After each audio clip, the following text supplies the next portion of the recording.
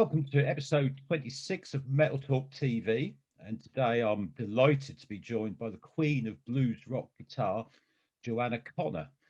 Joanna's got an album out soon, 4801 South Indiana Avenue, and a fantastic new single out now called I Feel So Good. Joanna, welcome to MetalTalk. Well, thank you for having me. So, 3.5 weeks to go. Getting excited? I am. We've had a lot of interest from already, so it's definitely building momentum every day. Nice, nice. If you don't mind, can we go back to some of the earlier days first? Of course. Excellent. So, when did you first catch the guitar bug?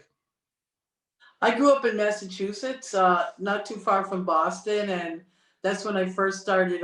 My mother was a huge music fan, so I was exposed to all kinds of music, including blues, jazz, rock, reggae, classical, everything. Wow. And she got me a guitar when I was 7, and then I played it for a little bit, but picked it back up again when I was around 14, and I never stopped. And what kind of made you take the blues route? Blues was something, like I said, I grew up with, and I went to see a lot of the Chicago blues acts when they would tour, Hmm. and it was just the honesty of the music, the passion of the music, and all the rock that I really treasured was very blues influenced. So it all kind of connected. Cool. So people like Roy Cooder and picking up the slide and things like that. That's kind of your background, yeah. Yes, it is. And I read you had your first band at 17. I did. Yes, it was an acoustic band with a drummer and kind of what I guess you'd call now Americana. There was no label like that back Mhm. then, but we did perform every week, and so yeah, I was a little too young to be where I was, but they let me in, and I did what I did. Oh wow! So you're kind of sneaking into the bars and things like that, Yeah. then, yeah. Fantastic. And you moved to Chicago around the early 80s, I believe. Yes, yes. In '84, I moved to Chicago because I visited Chicago a few years prior, and I mean, I already knew I loved a lot of the music coming from it, but it was even more spectacular than I imagined.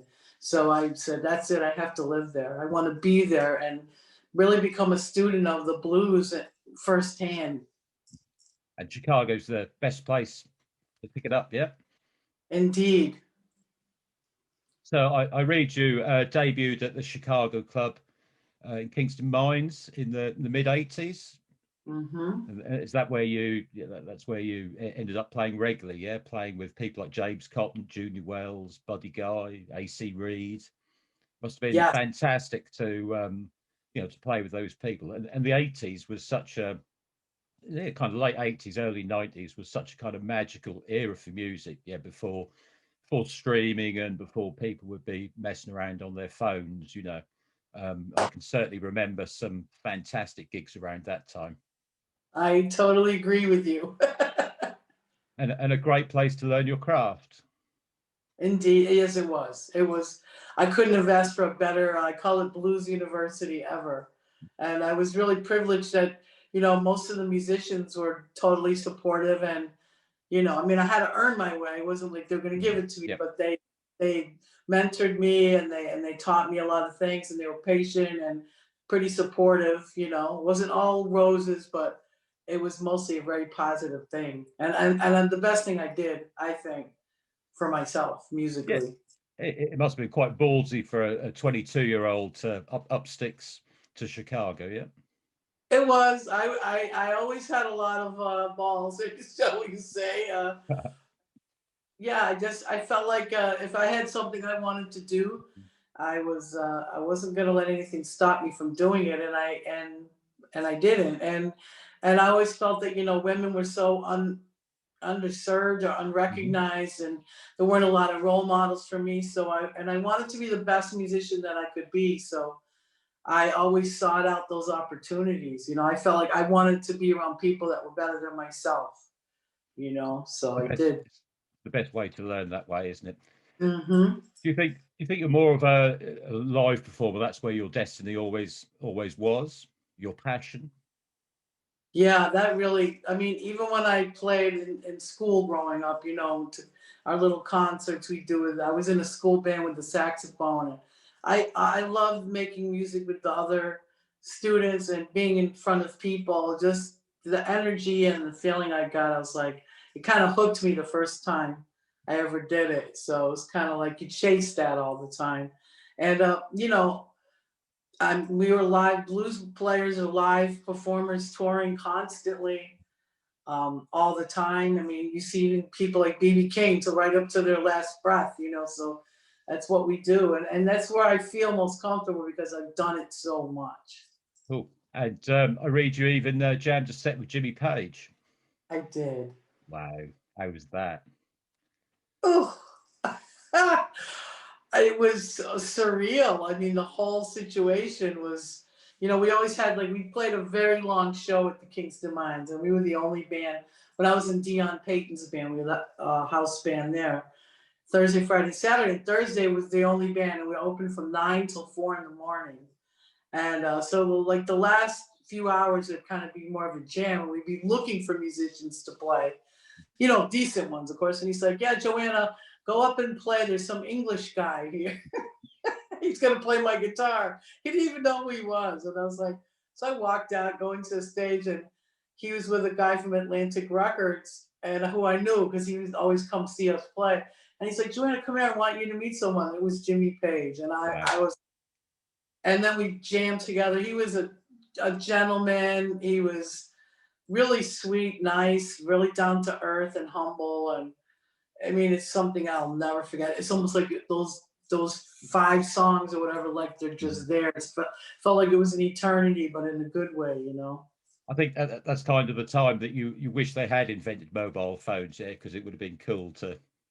Yes, there's Yeah. no photograph of this, you know. No, nightmare, nightmare. So Yeah. just jumping ahead slightly. On the new album, you've got "Bad News," the Luther Allison song, which is a really kind of yeah, it's kind of a heavy, almost Jimmy Page Zeppelin-esque blues riff behind it. Yeah, is that was that kind of rocky Zeppelin blues and Jimmy Page? Yeah, that was an inspiration to you as well. Yeah, I think Jimmy Page probably had more influence on me than any other guitar player, you know. I listened to him so much, and you know, he also, you know, he had like the Celtic folk thing Mm. and the Middle Eastern thing he'd throw in, Yep. or and then you know the blues and the rock, and it just all really appealed to me. And Nice. I listened to it so much. I mean, I just feel like it's in me, you know. Mhm.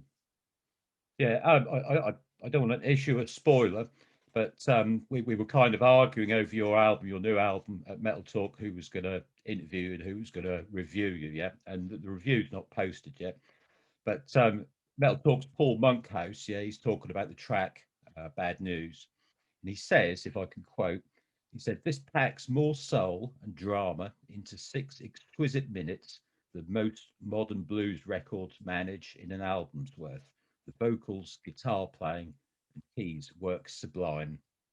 So I think we'll get onto Whew. the new album shortly, yeah. But he's I mean that was, as soon as I heard that, I think it's the third track, yeah. It's like whoa, yeah, brilliant. Yeah, thank you. That was wow. I got chills. Thank you. Excellent. Nice, nice. You've played over in Europe before, haven't you? Yes, I was actually managed by Thomas Roof, you know, RUF, he has Roof Records. So Hmm. before he even had a record label, but he called me up. He was looking for a female guitar player, and that was like 1990. And so from like 1990 to 99, I toured a lot. You know, mostly, you know, Germany, Austria, Switzerland, the Netherlands, France. You know, I didn't get to the UK. I only played there once, but Right. yeah, but I did spend a lot of time, and I toured a lot with Luther Allison because that was his other act. Wow. Okay. Yeah. Nice, nice, nice. And then you kind of had your kind of sliding doors moment, maybe the Walking Blues YouTube video, yeah, that went viral. Was that was actually at a barbecue party, was it? Or It was so there's a man named Jim Carty, and he lives in outside of Boston, and he would always like help the musicians out. Like he was like a friend, and he, you know, if you needed a place to stay, if you needed a gig or whatever, he'd always help you. And so one day he's like, oh, Joanna, do you think you could play at my house on a Saturday? And I know you're on tour out here, and it'll be a nice thing. I'll throw you a few dollars. And I was like, sure, Jim.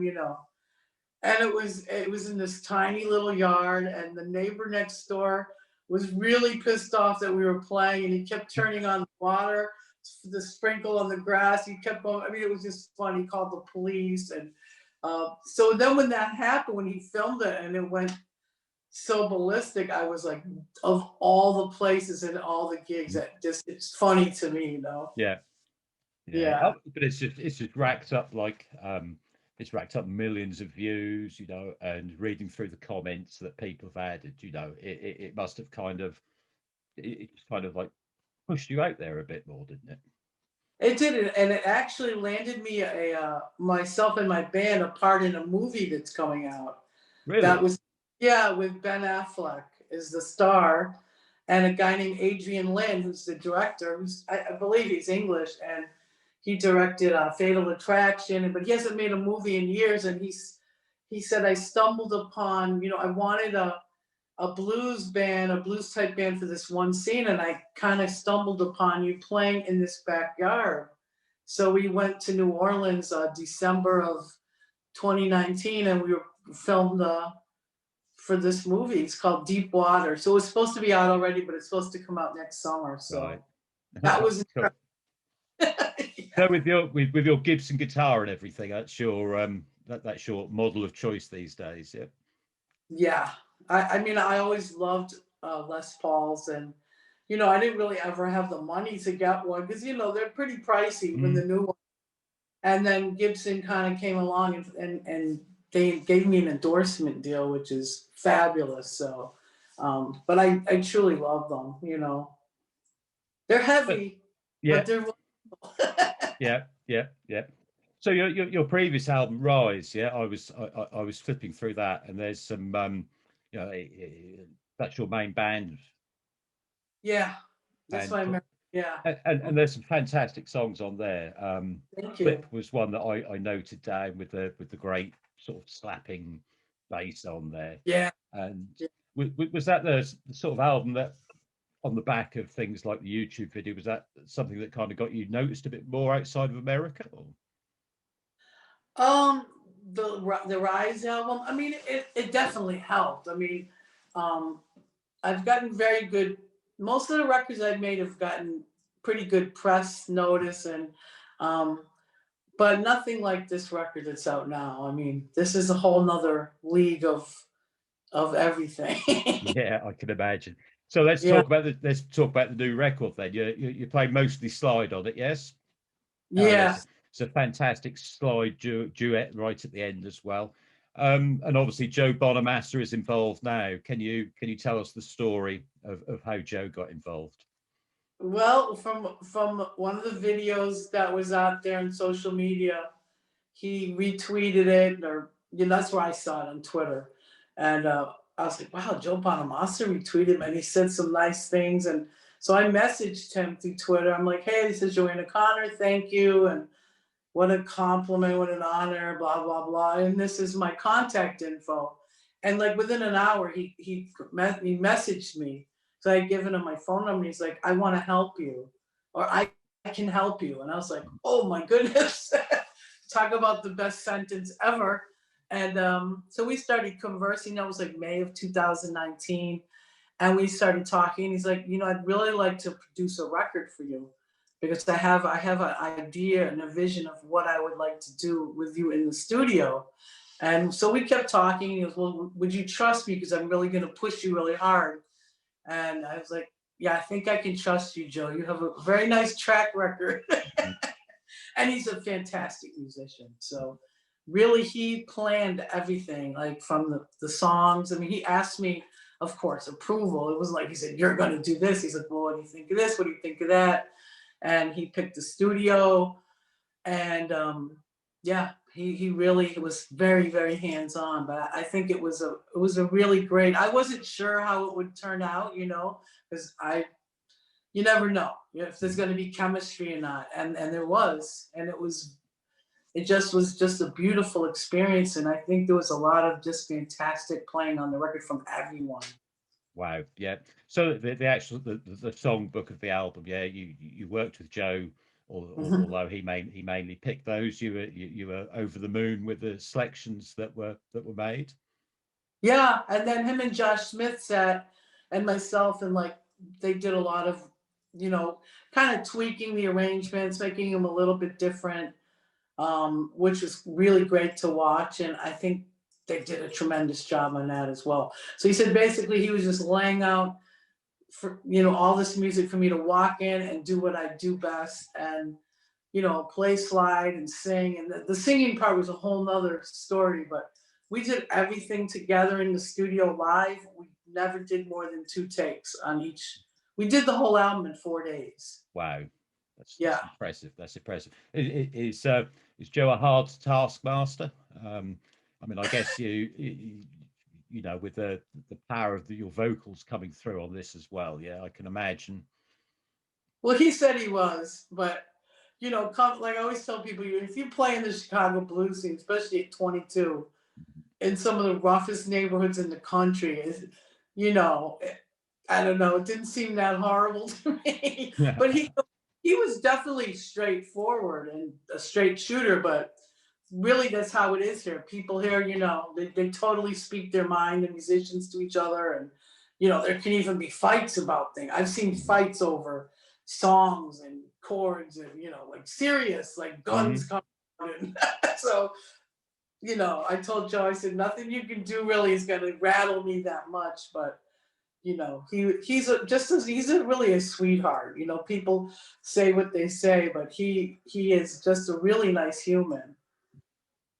Yeah. In terms of your guitar setup, was anything different on this album, or is it your kind of standard fare? No, I always use pedals. I'm not a huge. I don't own like an arsenal, but I have my pedals, and I'm used to that. And I do play some things on Rise. There was no pedals. It was an acoustic guitar or a straight guitar to an amp. But 90% of the time, I'm stepping on some kind of pedal for leads. And he's like, "Nope, no pedals." And I was like, first I was like, "Oh no!" But we had this great vintage amp of his, and Hmm.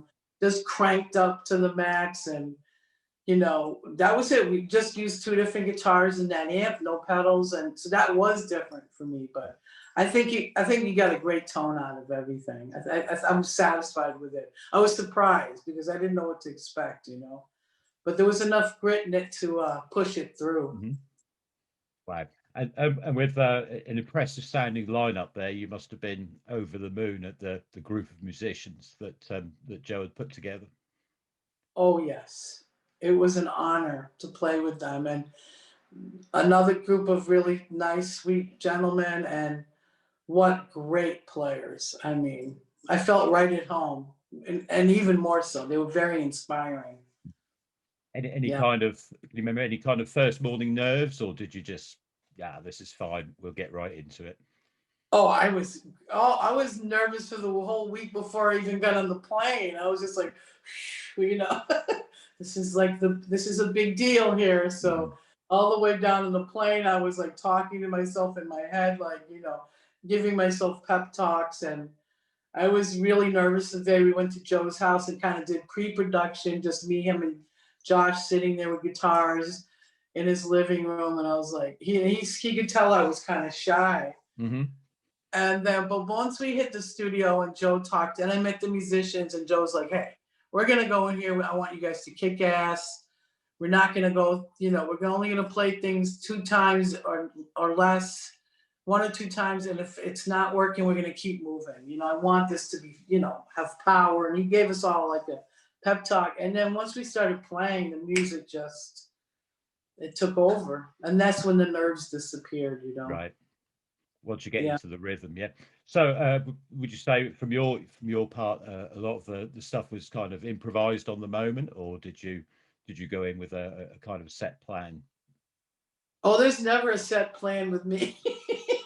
It's all improvised. Like there was nothing planned at all. So everything you're hearing is literally off the top of my head in the studio. Cool. Wow, that's impressive. And recording highlight, have you got a favorite highlight, or is it just the whole thing? I mean, the whole thing was incredible, but having that, it's funny because Joe and Josh were both playing rhythm guitar the whole time.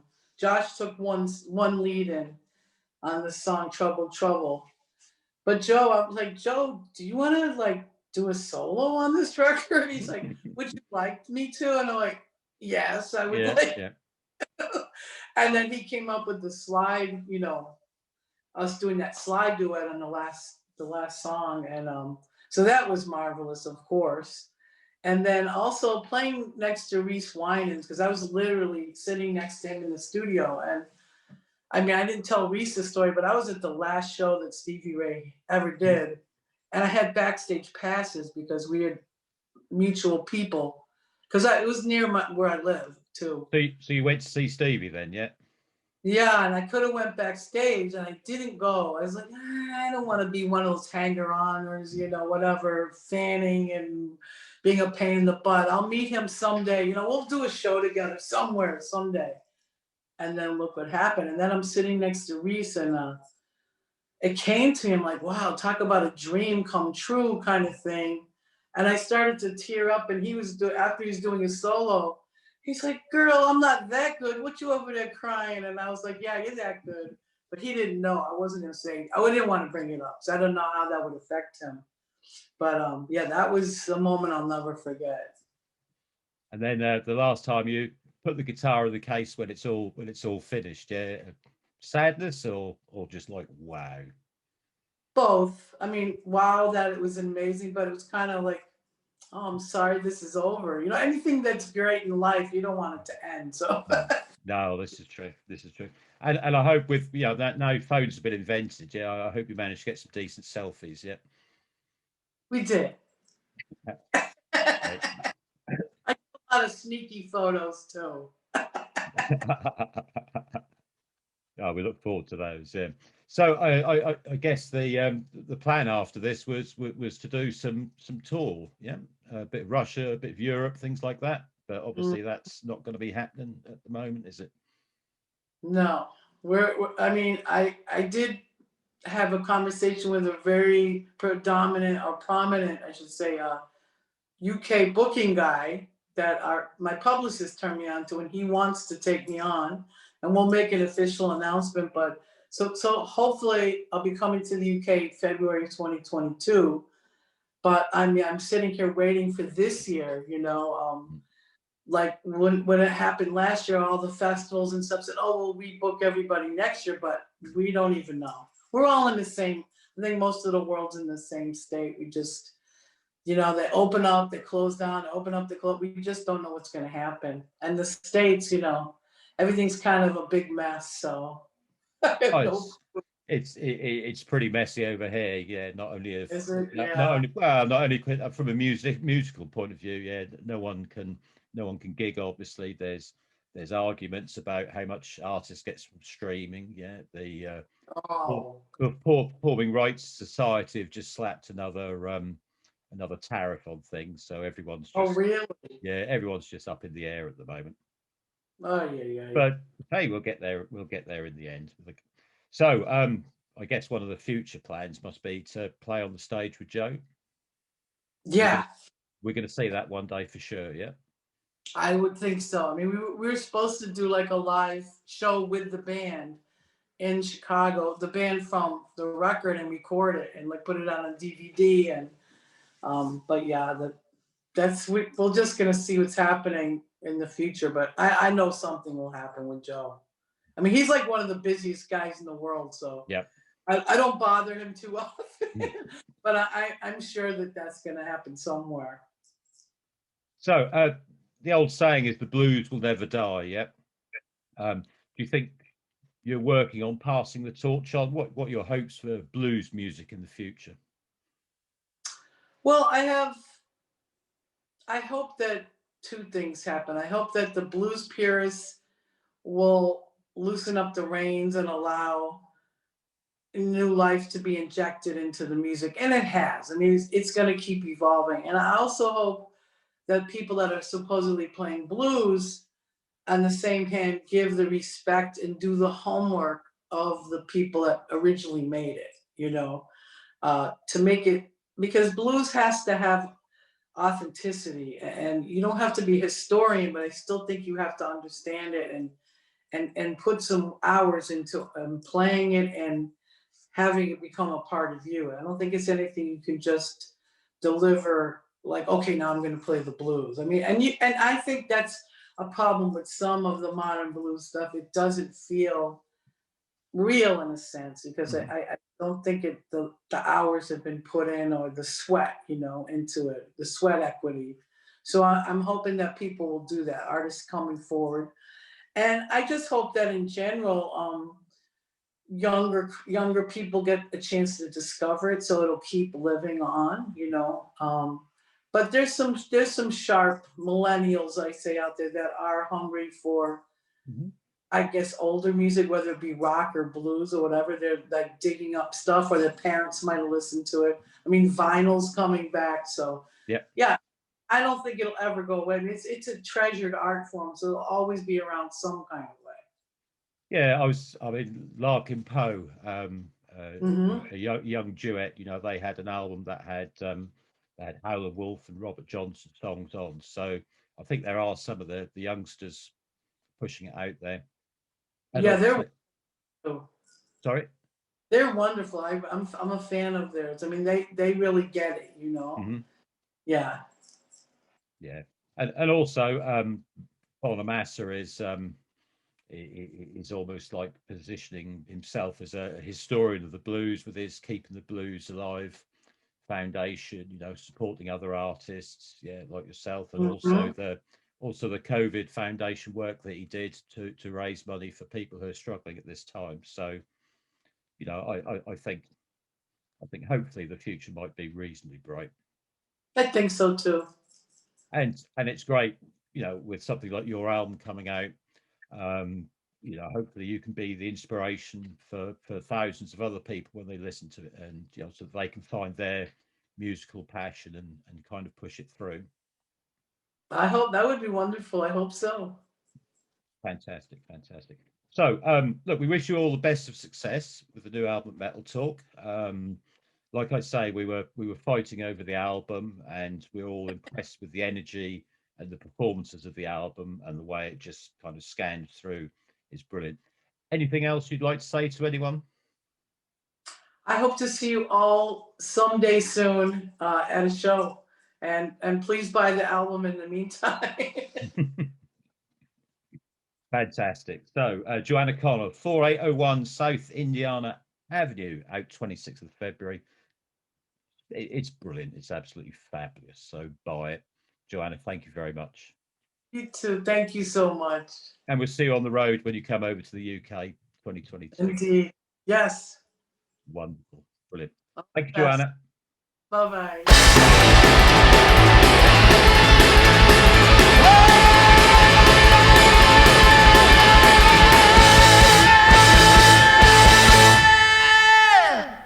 Gotcha!